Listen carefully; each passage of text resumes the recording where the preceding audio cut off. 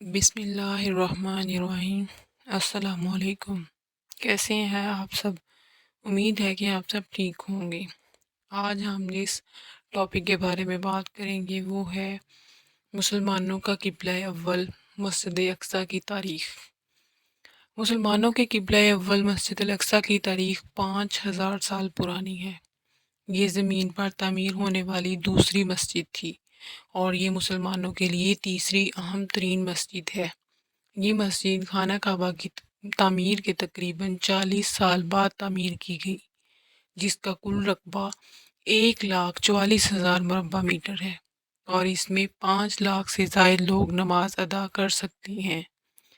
مسجد اقصی کو مختلف ناموں سے جانا جاتا ہے، جیسے بیت المقدس، مسجد قبلہ، مسجد مروانی، مقام براق، دیوار براق، اور اسے دیوار گریا اور حرم شریف کے ناموں سے بھی جانا جاتا ہے۔ لیکن یروشلم شہر کی اس خاص مسجد کی تاریخ آخر ہے کیا، یہ ہم اس ویڈیو میں جانیں گے۔ حضرت آدم علیہ السلام نے اس مسجد کو کعبہ کی تعمیر کے 40 سال بعد تعمیر کیا۔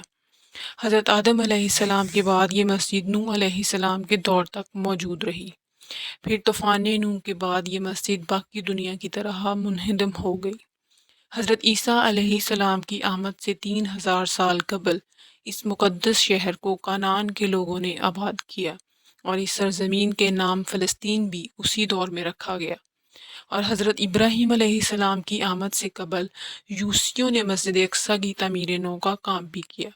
انہوں نے مسجد اقصی کی تعمیر کے لیے مل کر کام کیا۔ حضرت ابراہیم علیہ السلام نے اپنے بیٹے حضرت اسماعیل علیہ السلام کے ساتھ مل کر کعبہ کو تعمیر کیا اور حضرت اسحاق علیہ السلام کے ساتھ مل کر مسجد اقصی کو تعمیر کیا۔ حضرت اسماعیل علیہ السلام کی اولاد کو مسلمان کہا گیا اور حضرت اسحاق علیہ السلام کی اولاد کو یہودی کہا جانے لگا۔ چنانچہ مسجد اقصی اس کے تحت حضرت اسحاق علیہ السلام کے کنٹرول میں آ گئی۔ انہوں نے اس مقدس گھر کا اچھی طرح خیال رکھا۔ حضرت اسحاق علیہ السلام کو بعد میں ایک بیٹا ہوا جو یعقوب کے نام سے مشہور ہیں اور وہ پیغمبر بھی ہیں۔ حضرت یعقوب علیہ السلام کے 12 یا 13 بیٹے تھے، جن میں سے ایک کا نام یوسف تھا۔ اللہ تعالیٰ نے آپ کو نہ صرف نبوت عطا فرمائی بلکہ بہت زیادہ عزت و تکریم سے بھی نوازا اور مصر کی قید سے نکال کر اس ملک کا بادشاہ بنا دیا۔ وہ مصر میں جا بسے اور حضرت یوسف علیہ السلام کے چند سال بعد اللہ تعالیٰ نے اپنے ایک اور نبی حضرت موسیٰ علیہ السلام کو مصر بھیجا تاکہ یعقوب علیہ السلام کی اولاد کو فرعون سے بچایا جا سکے اور بنی اسرائیل کو سیدھی راہ دکھائے۔ چنانچہ بنی اسرائیل موسیٰ علیہ السلام کے ساتھ فرعون سے بچ کر مصر سے نکلے اور اس طرح بنی اسرائیل ایک بار پھر فلسطین میں آباد ہو گئے۔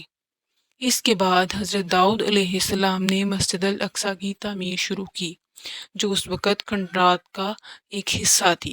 صرف حضرت داؤد علیہ السلام اس کام کو پورا نہ کر سکے، انہوں نے اس کا ذمہ اپنے بیٹے جناب حضرت سلیمان علیہ السلام پر چھوڑ دیا۔ اب آپ کے بیٹے حضرت سلیمان علیہ السلام نے، جو اللہ کے نبی بھی تھے، مسجد اقصی کی تعمیر کو جاری رکھا اور اسی دوران میں اسے مکمل کر لیا۔ عراق کے بادشاہ بخت نصر نے 587 قبل مسیح میں یروشلم شہر پر حملہ کیا اور عمارت کی اینٹ سے اینٹ بجا دی۔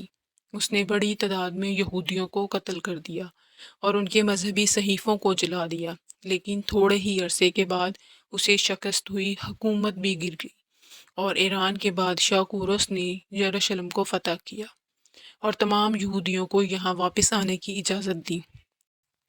اس کے بعد حضرت مریم علیہ السلام بھی اسی شہر میں رہائش پذیر ہوئی اور حضرت عیسیٰ علیہ السلام بھی اسی مقدس شہر میں پیدا ہوئے اور ان کو یہیں پر یہودیوں نے اپنی سازشوں کا نشانہ بناتے ہوئے سولی پر لٹکا دیا۔ جناب عیسیٰ علیہ السلام کے آسمان پر اٹھائے جانے کے 70 سال بعد روم کے لوگوں نے مسجد اقصی پر حملہ کر دیا اور اس قدر تباہی مچائی کہ مسجد اقصی کی صرف 4 دیواری ہی باقی کھڑی رہ گئی۔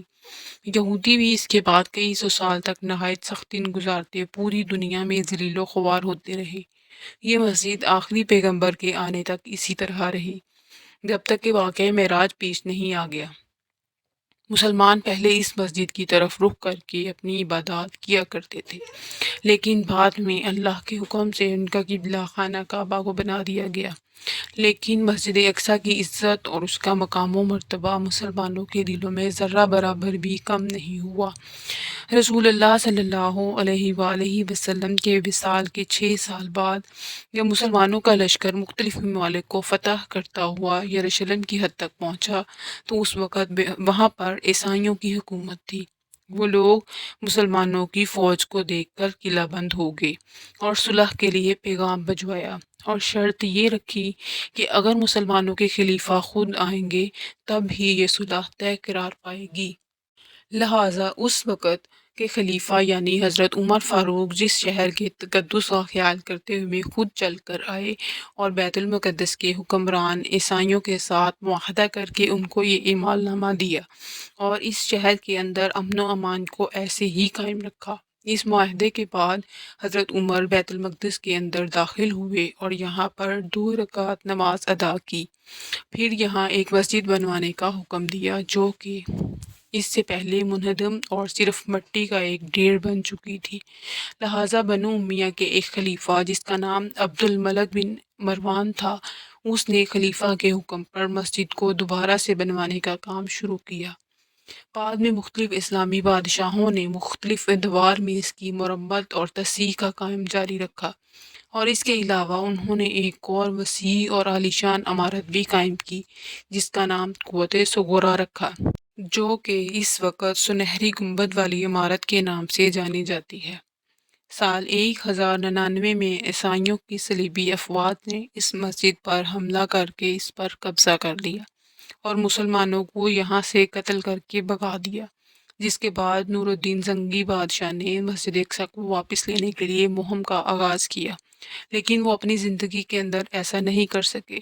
لہٰذا اس کے بعد سلطان صلاح الدین ایوبی جب بادشاہ بنے تو انہوں نے سال 1087 میں صلیبی افواج کو شکست دی اور یروشلم شہر کو مسلمانوں کے لیے ایک بار پھر سے آزاد کروا لیا، جس کے بعد سال 1918 تک سب کچھ ٹھیک ہی رہا، اور پھر برطانوی حکومت نے یروشلم شہر کو مسلمانوں سے چھین کر اس کو اپنے قبضے کے اندر کر لیا۔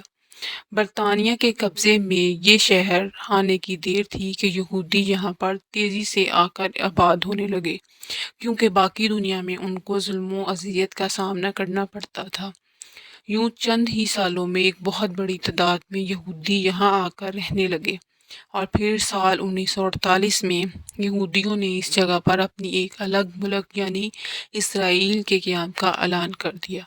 بس وہ دن ہے اور آج کا دن یہودی اس ارض مقدس کی سرزمین پر مسلسل قبضہ کرتے ہی چلے آ رہے ہیں، اور آج انہوں نے اصل فلسطین کو صرف ایک چھوٹے سے علاقے تک محدود کر کے تقریباً پورے ہی ملک پر اب اپنا قبضہ جما رکھا ہے۔